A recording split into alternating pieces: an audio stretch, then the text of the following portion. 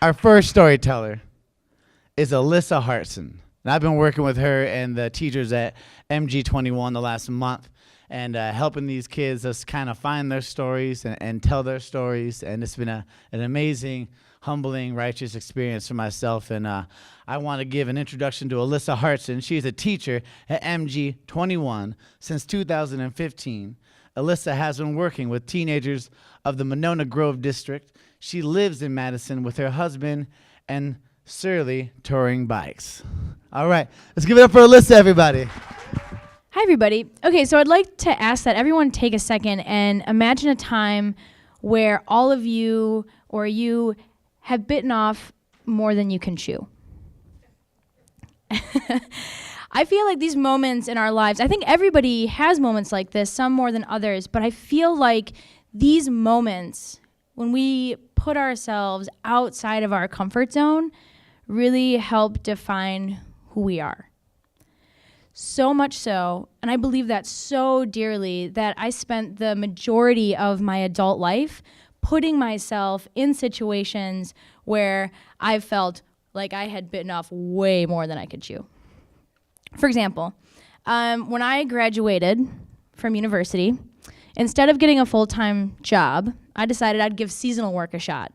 And so I got a job up in Alaska, guiding on the Matanuska Glacier. But I'm from here. Like, I had never even been on a glacier before.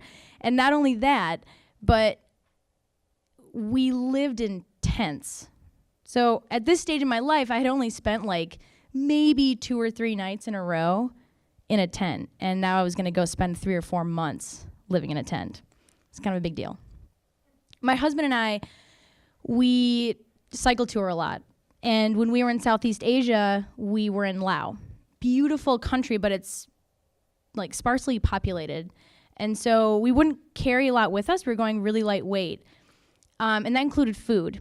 And as we would go from village to village, they would have these like sandwich carts, and it would be like, you know, like the baguettes, and then in the display case, it would be like a variety of super questionable meats. But we were starving, so we were like, yeah, we'll take 2, please. And sure, you can go ahead and put that really weird colored mayonnaise on there. I'm pretty sure it tastes pretty good. Again, super questionable. I could go on for hours about these crazy stories that I have from my travels, but eventually it started to feel like something was missing. Like I wasn't getting out of it what I used to. And so I'd always wanted to be a teacher, so I thought, well, hey, maybe it's time. Maybe it's time for me to become a teacher. And I had done all these crazy things, so it's like, I mean, how hard could being a high school science teacher really be, right?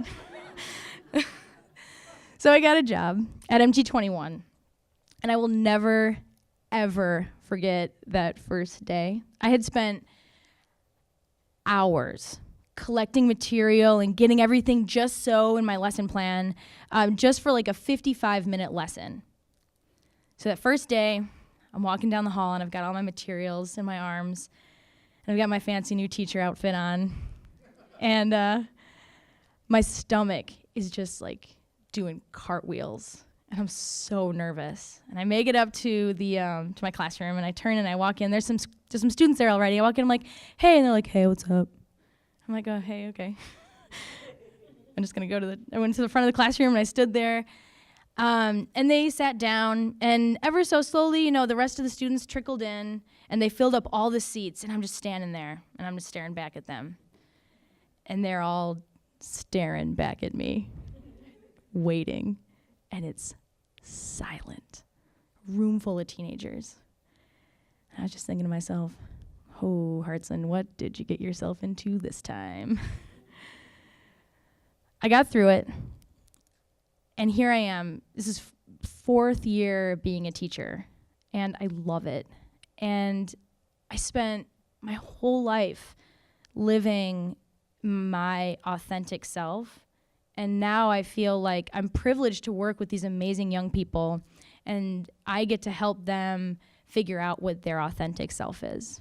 Thank you.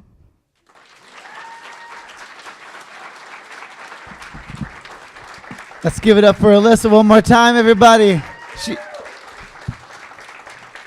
So I've done these storytelling, these events quite a few times, and being the first storyteller is the most mortifying thing you could ever imagine. But that was great.